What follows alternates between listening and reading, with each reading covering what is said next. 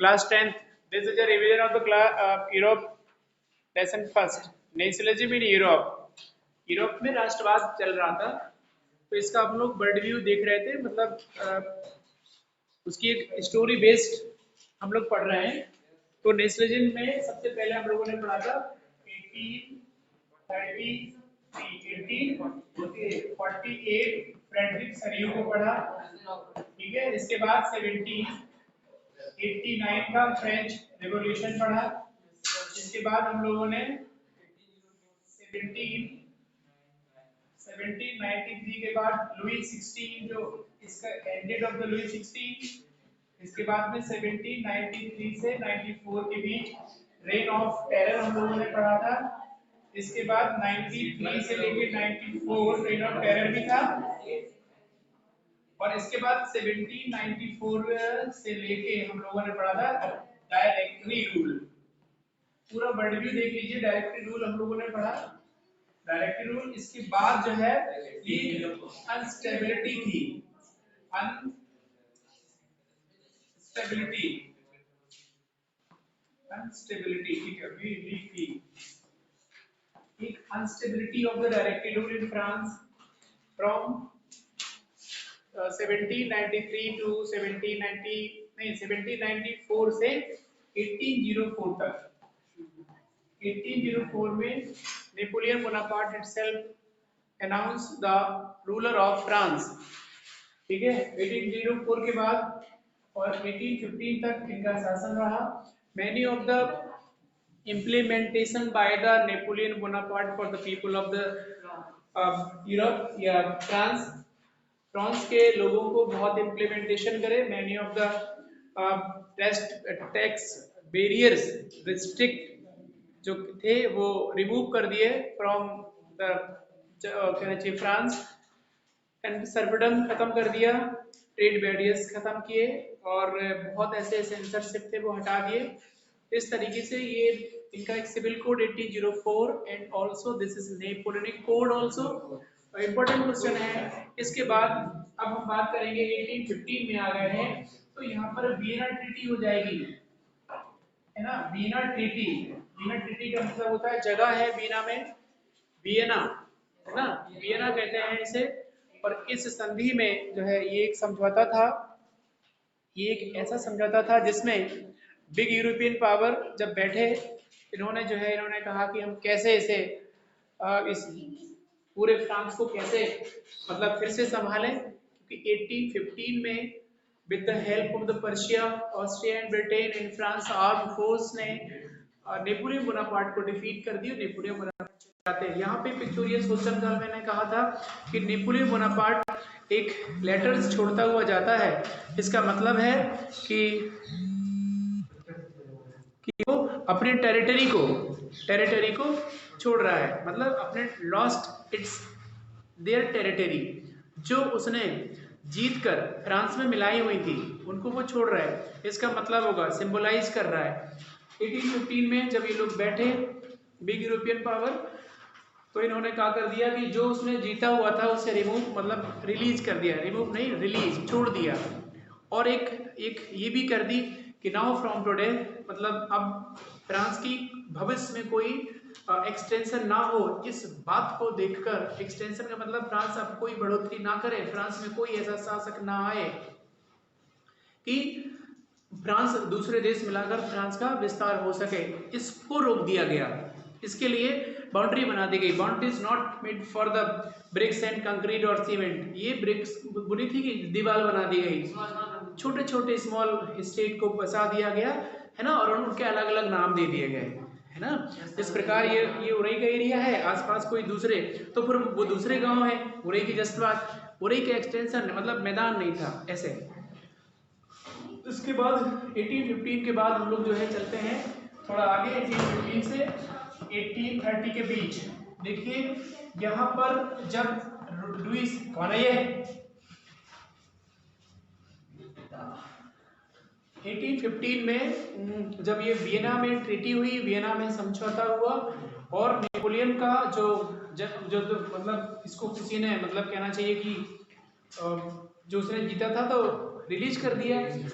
और अब कौन बना यहाँ पर बर्बन डायनेस्टी को दे दिया गया, बर्बन डायनेस्टी को साम्राज्य की चाबी दे दी गई। It means after the Napoleon Bonaparte bourbon dynasty king, मतलब people belonging to the Bourbon dynasty became a king of the France after the 1815 to 1830, है ना।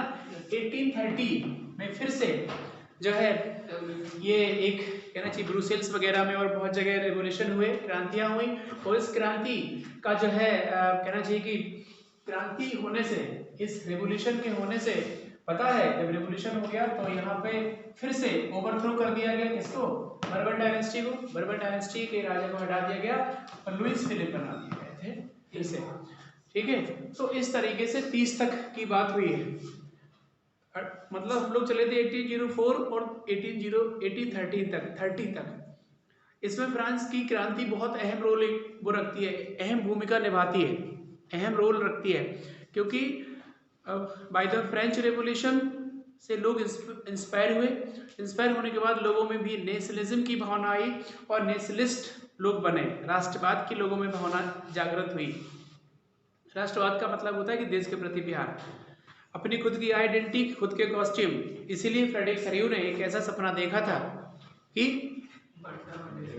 पूरी दुनिया डेमोक्रेटिक और रिपब्लिक हो जाए, है ना। यहाँ पे इसी बीच जोल्बराइन बन गया। जोल्बराइन हम बताए थे बहुत बार, है ना। जोल्बराइन एक ये है custom union, Zollverein is an custom union.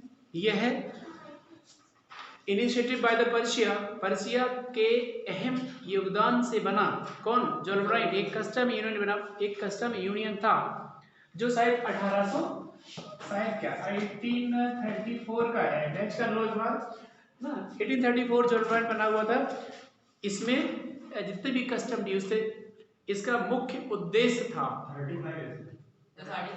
35 है, बुक में है, ठीक है। तो ये है जोल्बराइन बना, इसका मुख्य उद्देश्य था रिड्यूस द ट्रेड और tax on the trade, reduce the tax on the trade, व्यापार पर लगे टैक्सेस को रिड्यूस कर देना इसकी मुख्य वो थी, मतलब विचारधारा थी, मुख्य इसका उद्देश्य था। जैसे दुनिया में हर किसी न किसी ऑर्गेनाइजेशन का, दुनिया में हर किसी न किसी चीज का एक उद्देश्य होता है, आपका भी एक उद्देश्य है ना।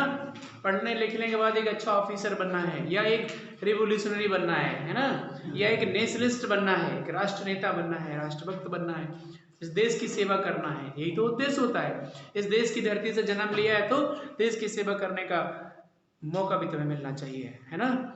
और देश की धरती की सेवा नहीं कर पाए, मौका मिला तो फिर आप देश के डॉट डॉट डॉट डॉट हैं, हम कुछ नहीं कह सकते क्योंकि इसमें चल रहा है। हाँ, इसीलिए सबको पूरे जो है पूरे देश के नागरिकों का एक वो है अधिकार है कि हम इस देश की सुरक्षा, अखंडता, इसके सब चीज़ों का मतलब प्रोटेक्शन हम दें, है ना। क्योंकि अगर हम ये नहीं कर पाते तो फिर हम क्या भारतीय हैं, क्या है। अगर हम हिंदू मुस्लिम में भी झगड़ा कराते हैं तो खैर वो चीज़ अलग चीज़ हो गई, है ना। तो सुनिए, जोल्बराइन हो गया। इसके बाद एक हमने एक्ट ऑफ यूनियन भी कल बताया था, इसी के बीच सब आया है। और सिविल कोड 1804 और नेपोलियनिक कोड 1804 एक ही चीज़ है। इसमें किसानों के लिए, पीजेंट के लिए और कहना चाहिए कि छोटे छोटे वर्कर्स के लिए और ट्रेडर्स के लिए बहुत चीज़ें उसने करी। नेपोलियन बोनापार्ट ने बहुत ऐसी चीज़ें करी जो लोगों के लिए काम आई। इट मीन्स ये कह लो कि काफ़ी कुछ इम्प्लीमेंटेशन हुए, तो इसकी बहुत वाही हुई। लेकिन 1815 तक आते अभी एक क्वेश्चन ऐसा अगर आता है कि क्यों हार गए भाई, अगर ये तो काफ़ी इनका सिविल कोड लोगों के द्वारा काफ़ी पसंद किया गया, लेकिन हारे क्यों, व्हाट इज द रीज़न। तो इन्होंने जैसे टैक्स वो किए थे, वो डिक्रीज करे थे, वैसे ही इन्हें इंक्रीज भी कर दिए।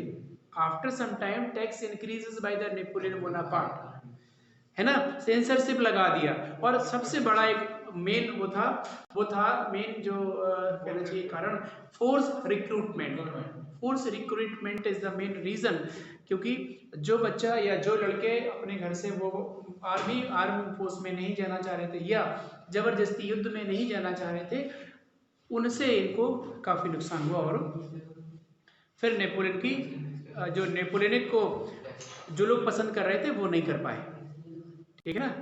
इसके बाद जो एक्ट ऑफ यूनियन स्कॉटलैंड के साथ जो इनका पीस ट्रीटी हुई थी, उसी प्रकार इन्होंने आयरलैंड पर भी वो कर दिया, मतलब अपना अधिकार कर लिया। कैसे? हमने बताया था कि आयरलैंड में इसके 1 और 2 पार्ट करे थे। इसमें एक में था प्रोटेस्टेंट, एक में थे कैथोलिक, 2 पार्ट थे। तो इसके साथ ही हो गए, इसके साथ, और इसको अकेला, ये जब 2 पार्ट हो गए तो डेफिनेटली कमजोर हो गए होंगे। जब हिंदुस्तान में कोई वो होती है तो बंटना नहीं चाहिए। जब कोई देश आपस में डिवाइड होता है एंड बिकम वीक ऑल्सो। आपने वो कहानी सुनी होगी लकड़ियों के गट्ठे वाली। जब भी हम बंधे होते हैं तो कोई हमें छू नहीं सकता, हमें कोई हमें बहुत मुश्किल होती है हमें तोड़ना, हमें बिखराना। लेकिन जब हम विभिन्न सोशल डाइवर्सिटी में हो जाते हैं कि तुम इस जाति को, तुम उस जाति को, तुम अपर हो, तुम लोअर हो, तुम मिडिल हो, तुम ये हो, this is the social diversity. यहाँ पर हम एक नहीं होते, यहाँ पर हम डिवाइडेड हो जाते हैं। और तीसरा आदमी हमारे देश के अंदर घुस के और हमें नुकसान पहुंचा के चला जाता है, क्योंकि हम डिवाइडेड हैं। हम क्यों एक पिटेगा दूसरे को, हम संभालते ही नहीं है। तो कहता कि अब तुम पिटो तो वो तुम्हें देखेगा, ये तो होता ही है ना। इसीलिए सबसे ज़्यादा जो कॉन्सेप्ट है पूरे संसार में, अपने अपने देशों के प्रति तो सजग रहना चाहिए। नहीं तो जाने कितने नेपोलियन को। हाँ, अब हमने एक इसी में और आगे आ जाओ, इटली यूनिफिकेशन है ना। Mister Giuseppe Mazzini was under the lead role in Italy unification. Italy के यूनिफिकेशन के लिए एक Italian revolutionary name was Giuseppe Mazzini. उसने पहले तो उसने ही ज्वाइन द सीक्रेट सोसाइटी। उसने सीक्रेट सोसाइटी में ज्वाइन किया खुद को। अब जो सीक्रेट सोसाइटी क्यों चल रही थी? क्योंकि उस वक्त कंजर्वेटिव का शासन था। कंजर्वेटिव, जैसे उसने कह दिया था ड्यूक मेटरनिक ने कि जब फ्रांस को छींकें आती हैं तो पूरा यूरोप सर्दी जुकाम से ग्रसित हो जाता है। When France sees then rest of the Europe become catch cold, says to Giuseppe Mazzini by Duke Metternich who was an Austrian chancellor. हैं दोबारा भी कहता है he is a very dangerous enemy of the social order. हमारे एक सामाजिक अधिकारों का एक जो है खतरनाक दुश्मन है। ये भी बोला था, ये स्टेटमेंट दिया था किसने? ये भी ड्यूक मेटरनिक ने दिया था जिस्पी मैजनी को, क्योंकि वो एक सफल क्रांतिकारी था। कौन? जिस्पी मैजनी। इटली को यूनिफाइड कराया उसने। और जो है इसके बाद इटली में इमैनुअल बने थे, है ना। देख लीजिए इमैनुअल ही है। इमैनुअल सेकेंड इस वाले डेट में 1861 में इमैनुअल द्वितीय बन गए यहाँ के शासक और इटली यूनिफाइड हो गया। मतलब इटली एक देश में एक ऐसा अपना खुद का देश हो गया। यूनिफिकेशन हो गई, उनकी खुद के अपने कॉस्ट्यूम, झंडा और भाषा। जिस प्रकार ब्रिटेन दूसरों पर अपनी भाषा थोप देता था, अपने कॉस्ट्यूम, अपने फ्लैग, यूनियन जैक ब्रिटेन का झंडा, जब स्कॉटलैंड आयरलैंड को मिलाने के बाद उनकी भाषा को फोर्सिबली हटा दिया गया और यूनियन जैक वहाँ का नेशनल फ्लैग है। और God save our Nobel king national anthem है। तो फोर्सिबली दूसरे को हटा के अपना इम्पोज करते थे, जस्ट लाइक वो यूनिफिकेशन करना चाह रहे थे। तो इटली का भी यूनिफिकेशन हो गया और इटली यूनिफिकेशन इमैनुअल द्वितीय वहाँ के वो बन गए लीडर। इसके बाद अरे 1871 10 साल बाद, ठीक 10 साल के बाद जर्मन यूनिफिकेशन की बात आती है। और जर्मन में कौन बना था? केसर विलियम फर्स्ट बने थे वहां पे। केसर विलियम फर्स्ट जर्मनी में थे। केसर विलियम फर्स्ट। यहाँ पर ऑटोमन बिस्मार्क का बहुत अच्छा नाम आता है। ऑटोमन बिस्मार्क वाजा कहना चाहिए कि हर एक निर्माता थे, क्या कहेंगे उसको, एक आर्किटेक्ट है ना, सबसे बड़े आर्किटेक्ट, सुपर हीरो थे वो वहाँ के। ऑटोमन बिस्मार्क सीएम थे उस वक्त ऑस्ट्रिया के। तो जो है इन सब से, सबकी मदद से इन्होंने ये जर्मनी यूनिफिकेशन करा लिया 1871 में। तो these are very important question for board examination. अगर आपको थोड़ी सी ये वो है इंपॉर्टेंट पॉइंट्स जो हमने बताए हैं, इनसे क्वेश्चन डेफिनेटली आते ही हैं, इसमें कोई डाउट नहीं। आप कितना पढ़ के जाते हो मुझे नहीं पता, लेकिन अगर आप एक पेपर में अगर कुछ ये आता है तो जरूर वो ये दिन याद आ जाएगा कि ये तो बता रहे थे डेट है, शायद यही कुछ तो नहीं है। वो दिमाग से डिलीट नहीं होती, क्योंकि आपने थ्योरेटिकल नहीं पढ़ा, आपने फुटकर पढ़ लिया, चिल्लड़ में पढ़ाई कर ली, है ना। तो ये रेजगारी है, एक दूसरे का टपकेंगे कोई बात नहीं, लेकिन फिर भी कुछ बहुत रहेगा तुम्हारे दिमाग में, चिल्लड़ टपक जाएंगे एक दो, कोई दिक्कत नहीं है। ठीक है, तो यहाँ 71 तक रहने दीजिए। तो Germany unification, Germany unification, Italy unification, Zollverein और act of union, civil code 1804 और नेपोलियन कोड 1807। ओ हाँ सिविल ही है, ठीक है। और कहना चाहिए कि मेकिंग ऑफ जर्मनी और यूनिफिकेशन ऑफ जर्मनी अलग है? नहीं, वही है, making of the Germany unification and making Germany and Italy. तो जर्मनी अलग बढ़ा दी, इटली अलग हो गई, दो अलग अलग हो गए इसमें। तो ये कर लीजिए, है ना। दूसरी चीज और बाद में कल जो भी है, अब इसके बाद कल करवा देंगे रोमांटिक इमेजिनेशन में। और अभी विजुअलाइजिंग नेशन भी होगा, जर्मेनिया और मेरियान पढ़ेंगे। मेरियान एलिगोरी हो गई थी फ्रांस की, मतलब कहना चाहिए कि लिबर्टी एंड रीजन सिंबल बन गया था किसका, मेरियान का। एक राष्ट्र में, देश में एक एलिगोरी हो गई थी। पहला उसका था लिबर्टी, मतलब हमारी क्या, लिबर्टी मतलब बराबरी, आजादी, स्वतंत्रता, फ्रीडम, और रीजन कारण। ठीक है, तो इसका हम कल करा देंगे। Okay, thank you. अभी आप बने रहिएगा।